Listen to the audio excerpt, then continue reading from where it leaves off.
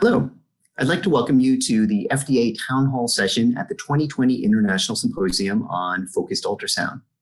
This year's panel contains representatives from regulatory, clinical, and research components of FDA, all of whom have had significant experience with therapeutic ultrasound-related submissions to the agency. As in past symposia, we look forward to a productive and informative discussion with the focused ultrasound community. Before we begin our panel, I'd like to highlight just a few details about the FDA, and specifically our Center for Devices in Radiological Health. And I also hope to promote, a little bit of information on our regulatory research programs, and to point out a couple of programs that may be of particular interest to ultrasound researchers, developers, and clinicians. Now, as most of you know, FDA is an agency of the United States Department of Health and Human Services that is tasked in protecting and promoting human health by regulation and supervision of food, tobacco, and virtually all veterinary and medical products. This, in fact, translates to regulation of about a quarter of all consumer spending in the United States. As it turns out, medical devices represent about 10% of the FDA in terms of both personnel and expenditure, which are facilitated through the Center for Devices in Radiologic Health, or CDRH. Now, CDRH has the task of assuring medical devices and radiation-emitting products tested or used in the United States are safe and effective. This includes pre-market reviews and extends through the life of the product on the market. Each year, CDRH reviews some 22,000 pre-market submissions while monitoring some 190,000 different currently marketed medical devices. Regulatory research activities at the center take place through my home office, OCEL, which in many ways is structured like a university or hospital-based research program, but with a number of key differences.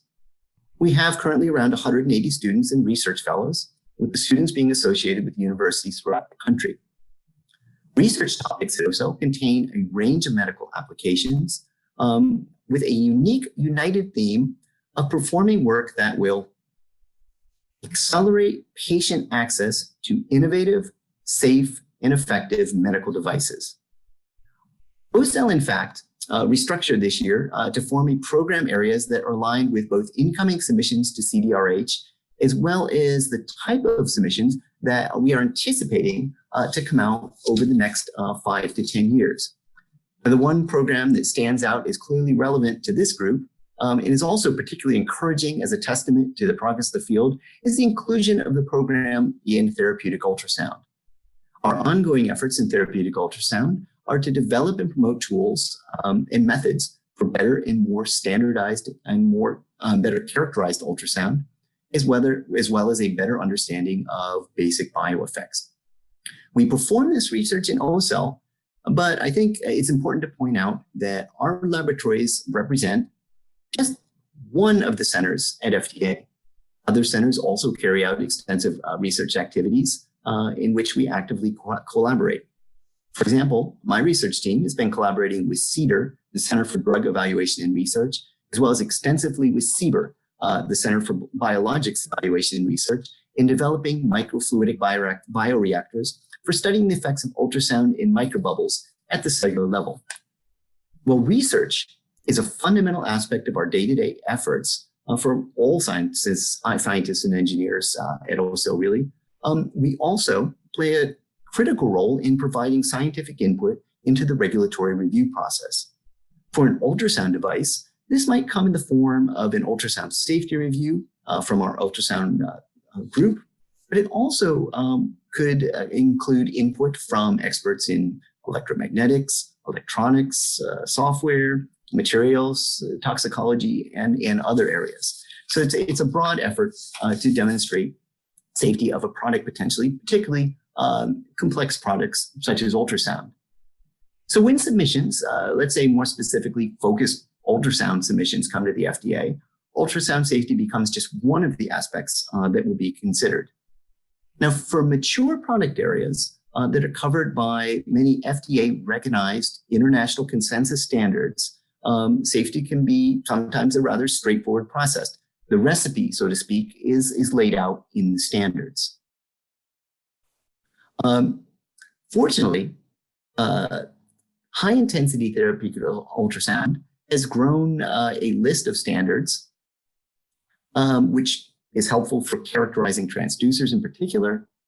But for many applications where that's not the case, submissions might rely on demonstrating safety through scientific evidence, which can come through experimental data, simulations, analytic arguments, or a combination of all of these.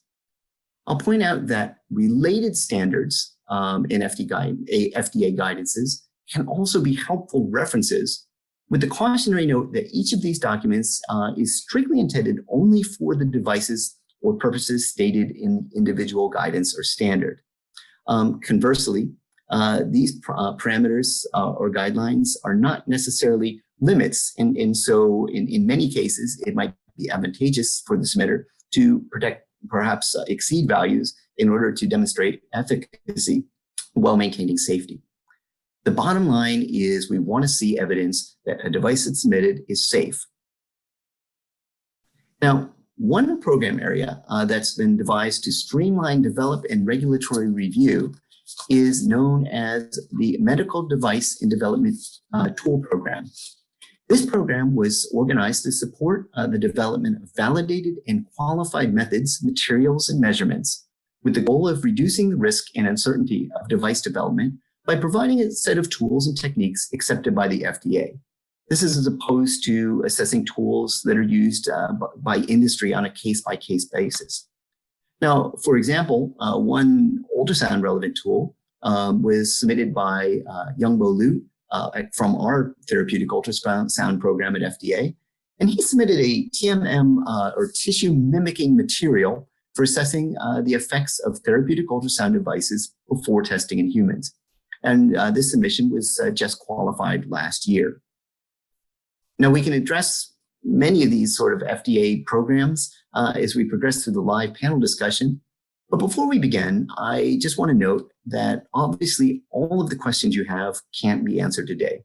So I think one valuable resource that the focused ultrasound community might take is knowledge that there are channels to help you navigate through the administration. This could be something as formal as a pre-submission or as informal as reaching out to us just to be pointed in the right direction.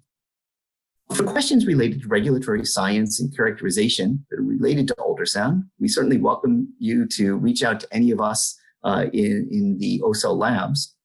And we might not know the answer, but we can likely get you in contact with someone that can.